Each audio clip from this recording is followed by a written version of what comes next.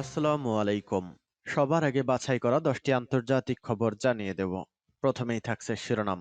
তবে তার আগে অনুরোধ থাকবে ভিডিওটিতে একটি লাইক দিবেন।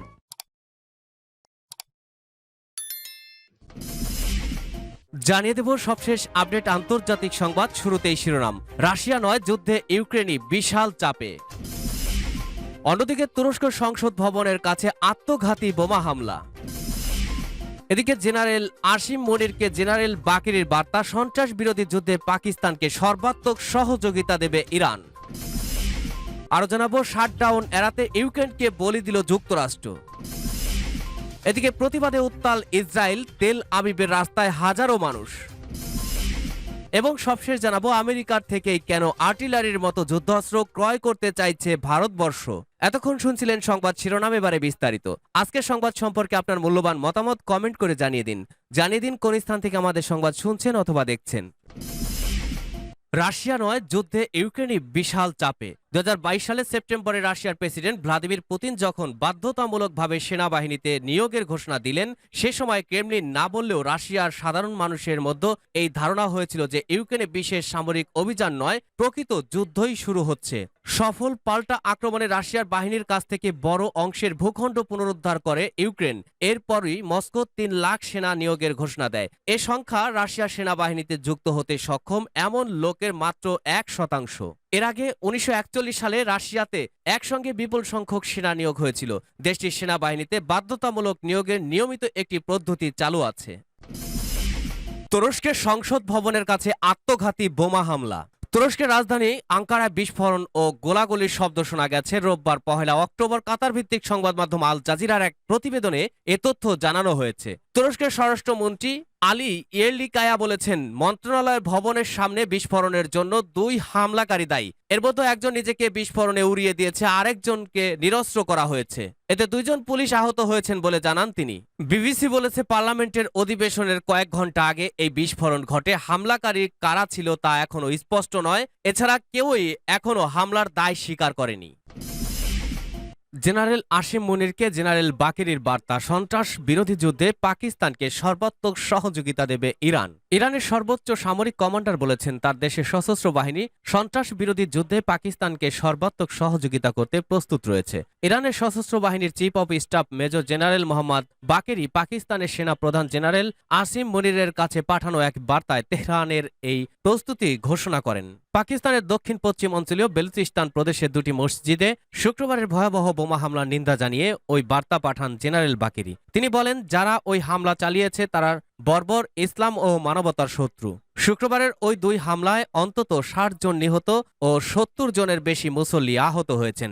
বিশ্বনবী সাল্লাল্লাহু আলাইহি ওয়াসাল্লামের পবিত্র জন্মদিন উপলক্ষে আয়োজিত অনুষ্ঠানে অংশগ্রহণকারী মানুষের সমাবেশ পাশবিক হামলা চালানোর তীব্র অসন্তোষ প্রকাশ করেন জেনারেল বাকেরি। পাকিস্তানের সেনাবাহিনী, পুলিশ ও বিচার বিভাগের সম্মিলিত প্রচেষ্টার মাধ্যমে এই বর্বরোচিত হামলায় জড়িতদের চিহ্নিত করে সর্বোচ্চ শাস্তি প্রদান করা সম্ভব হবে বলে ইরানের সেনা প্রধান আশা প্রকাশ করেন। এর আগে শুক্রবার রাতে ইরানের প্রেসিডেন্ট সাইয়েদ ইব্রাহিম রাইসি তার পাকিস্তানি সমকক্ষ আরিফ আলভিকে পাঠানো এক বার্তায় বেলুচিস্তান প্রদেশে ভয়াবহ বোমা হামলার তীব্র নিন্দা জানান। তিনি বলেন, সব ধরনের সন্ত্রাসবাদের বিরুদ্ধে লড়াইয়ে ইসলামাবাদকে সহযোগিতা করতে প্রস্তুত রয়েছে তেহরান।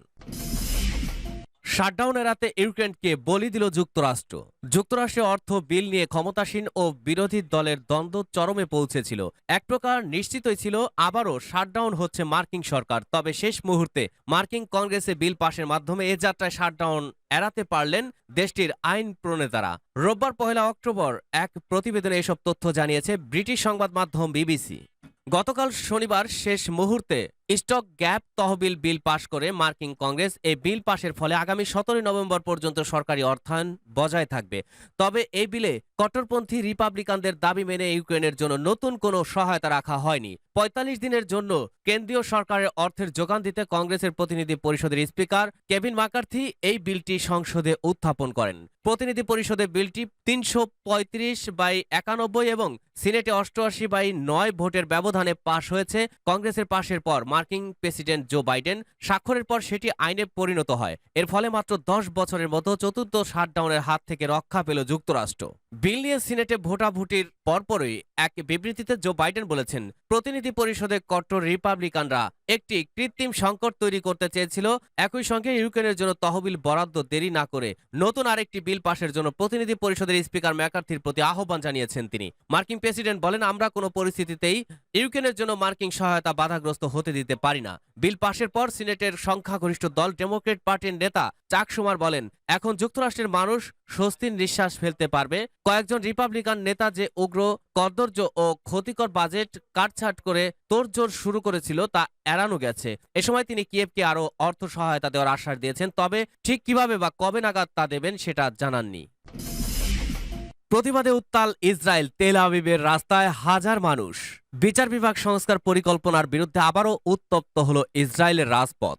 শনিবার 30 সেপ্টেম্বর তেল আবিবের রাস্তায় জড়ো হয় হাজার হাজার মানুষ। খবর রয়টার্সের। জাতীয় পতাকা ও ব্যানার হাতে প্রতিবাদ জানায় সরকারের সিদ্ধান্তের বিরুদ্ধে স্লোগানে মুখরিত হয় রাজধানীর কেন্দ্র। বিচার বিভাগীয় সংস্কার পুরোপুরি বাতিলের দাবি জানান তারা। গণতন্ত্র ধ্বংস ও জনগণকে বিরক্ত করার অভিযোগ তোলেন নেতানিয়াহু সরকারের বিরুদ্ধে। ক্ষমতায় বসেই সর্বোচ্চ আদালতের ক্ষমতা কমানোর প্রস্তাব দেয় নেতানিয়াহু সরকার। তবে ইসরায়েলের সমর্থন না থাকায় চ্যালেঞ্জের মুখে পড়ে বিলটি। সাধারণ জনগণের বিক্ষোভের মুখে পড়ে গত জুলাইয়ে বিলের একটি অংশ পাশ করে সরকার। ইসরায়েলিদের দাবি, সংস্কার বিল পাশ হলে হ্রাস পাবে সুপ্রিম কোর্টের এখতিয়ার, বাড়বে পার্লামেন্টের ক্ষমতা। আমেরিকার থেকে কেন আর্টিলারির মতো যুদ্ধাস্ত্র ক্রয় করতে চাইছে ভারতবর্ষ? আর্টিলারিকে বলা হয় যুদ্ধের ময়দানের ভাগ্য বিধাতা। আজকের আধুনিক যুগের যুদ্ধের পরিকল্পনায়ও একটা বিরাট অংশ জুড়ে থাকে এই আর্টিলারি। যুদ্ধের ময়দানে ধীরে ধীরে এই আর্টিলারির প্রয়োজনীয়তা যত বৃদ্ধি পেয়েছে তার সাথে সাথে এটির আধুনিকায়নও জোর কদমে বেড়েছে। ভারতীয় আর্মিকে নতুন আর্টিলারি পাওয়ার জন্য প্রায় 2 দশক পর্যন্ত অপেক্ষা করতে হয়েছে, কিন্তু যখন এই 2 দশকের চাহিদা মেটানোর সময় এসেছে, চাহিদা স্বাভাবিকভাবেই বিরাট আকারে বৃদ্ধি পেয়েছে। তবে আশার কথা যে ভারতীয় আর্মির সেই সব চাহিদার কথা মাথায় রেখে এমন সব আর্টিলারি নিজেদের বহরে যুক্ত করে চলেছে যারা নিজেদের শ্রেণীতে পৃথিবীতে অন্যতম শক্তিশালী। একই সময় আর্টিলারি নির্মাণে ভারতের নিজস্ব কারিগরি দক্ষতাও অস্বাভাবিকভাবে বৃদ্ধি পেয়েছে। বর্তমানে দেশীয় বিদেশি মিলিয়ে ভারতে যেসব আর্টিলারি তৈরি হচ্ছে এবং যেগুলি ভারতীয় আর্মিতে যুক্ত হচ্ছে অথবা খুব শীঘ্রই যুক্ত হবে, সেগুলোর মধ্যে রয়েছে ড্রাডো অ্যাটেজ। মোট চাহিদা 1180টি। আর্মি ইতিমধ্যেই প্রথম ব্যাচের 150টি অ্যাটেজ অর্ডার দিয়েছে। ভারত 52, মোট চাহিদা 400টি। খুব শীঘ্রই আর্মি প্রথম ব্যাচের 150টি, ভারত 52 অর্ডার দেবে।